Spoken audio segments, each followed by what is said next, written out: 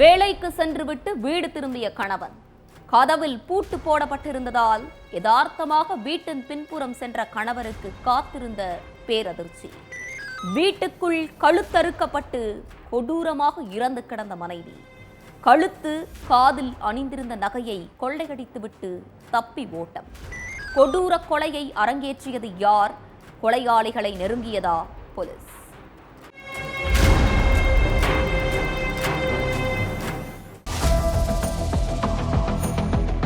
விவசாய நிலத்துக்கு மத்தியில ஒரு தோப்பு வீடு. அந்த வீட்டை சுத்தி 1/2 கிலோமீட்டர் தூரத்துக்கு ஒரு வீடு கூட கிடையாது. கத்தி கூப்பாடு போட்டா உதவிக்கு ஒரு ஆள் கூட வரமாட்டாங்க. அப்படிப்பட்ட ஒரு இடம்தான் நீலகிரி மாவட்டம் நெலாக்கோட்டையில உள்ள 9வது மைல் பகுதி.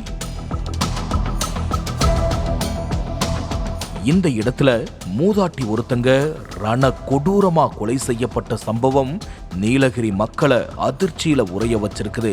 மயில் பகுதியில வாழ்ந்துட்டு வந்திருக்காங்க வயசான தம்பதி முகமது, மைமூனா.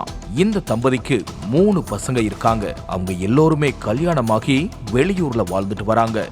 தோப்பு வீட்டுல முகமது, மைமூனா மட்டும்தான் தனியா வாழ்ந்துட்டு இருக்காங்க. முகமது பாடாந்துறையில இருக்கிற அரபிக் காலேஜ்ல வாட்ச்மேனா வேலை பார்த்துட்டு இருந்திருக்காரு.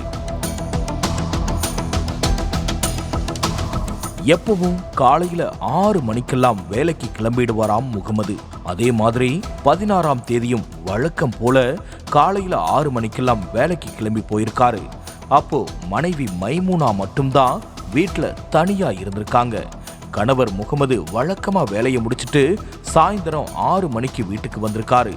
அப்போ வீட்டு கதவு வெளிப்பக்கமா பூட்டப்பட்டிருந்திருக்குது. மனைவி பக்கத்துல எங்கேயாவது போயிருப்பா, வந்துருவான்னு ரொம்ப நேரம் வீட்டு வாசல்லையே உட்கார்ந்துட்டு மனைவி மைமூனாவை எதிர்பார்த்துட்டே இருந்திருக்காரு முகமது. ஆனா மைமூனா வீட்டுக்கு வந்த பாடே இல்லை. இவ்வளவு நேரம் எங்க போனானே தெரியலையேன்னு மைமுனாவுடைய செல்போன் எண்ணுக்கு கால் பண்ணியிருக்காரு முகமது. அப்போ போன் சுவிட்ச் ஆஃப்ல இருந்திருக்குது.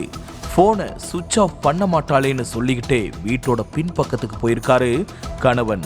அங்க கதவு உள்பக்கமா பூட்டப்பட்டிருந்திருக்குது.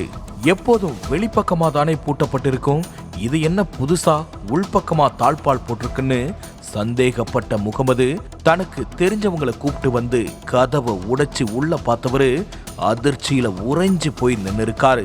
ஏன்னா மைமுனா ரத்த வெள்ளத்துல கழுத்தறுக்கப்பட்டு ரண கொடூரமா உயிரிழந்து கிடந்திருக்காங்க. மனைவிய அப்படி பார்த்ததும் முகமது கதறி அழுதிருக்காரு. அதே சமயம் மைமுனா கழுத்துல போட்டிருந்த 3 சவரன் தாலி செயினும் காதுல இருந்த கம்மல், வளையல்னு மொத்தம் 6 சவரன் நகை திருடு போனதும் தெரிய வந்திருக்குது. தகவல் தெரிஞ்சு சம்பவ இடத்துக்கு வந்த போலீஸ் சடலத்தை மீட்டு போஸ்ட்மார்ட்டத்துக்கு அனுப்பி வச்சுட்டு வீடு முழுக்க சோதனை பண்ணியிருக்காங்க. அப்போ வீடு ஃபுல்லா பூட்ஸ் தடயம் இருந்ததை கவனிச்ச போலீஸ் மோப்ப நாயை வர வச்சு தீவிர சோதனையில ஈடுபட்டாங்க. அப்போ 1.5 கிலோமீட்டர் தூரத்துல இருக்கிற பஸ் ஸ்டாண்ட் வரைக்கும் மோப்ப நாய் 3 தடவை போயிட்டு வந்திருக்குது. ஆனா மைமூனாவை யாரு கொலை பண்ணிருப்பா அப்படிங்கிறத கண்டுபிடிக்கவே முடியல. ஏன்னா சம்பவம் நடந்த இடத்துலயும் பக்கத்து கிராமங்கள்லயும் பெரிய அளவுக்கு சிசிடிவி கேமரா எதுவும் இல்ல. அதனால கொலையாளிகளை கண்டுபிடிக்கிறது போலீஸுக்கு மிகப்பெரிய சவாலா இருக்கு. சம்பவம் நடந்த நேரத்துல சம்பவம் நடந்த இடத்துல பதிவான செல்போன் சிக்னலை வச்சுதான் போலீஸ் விசாரணையை முன்னெடுத்திருக்காங்க. ஆனா அதுலயும் இப்ப வரைக்கும் எந்த குழுவுமே கிடைக்கல. ஒரே ஒரு துருப்பு சீட்டுனா அது மூதாட்டி வீட்டுல இருந்த பூட்ஸ் தடயமும் வீட்டு வாசல்ல இருந்த பூட்ஸும் தான்.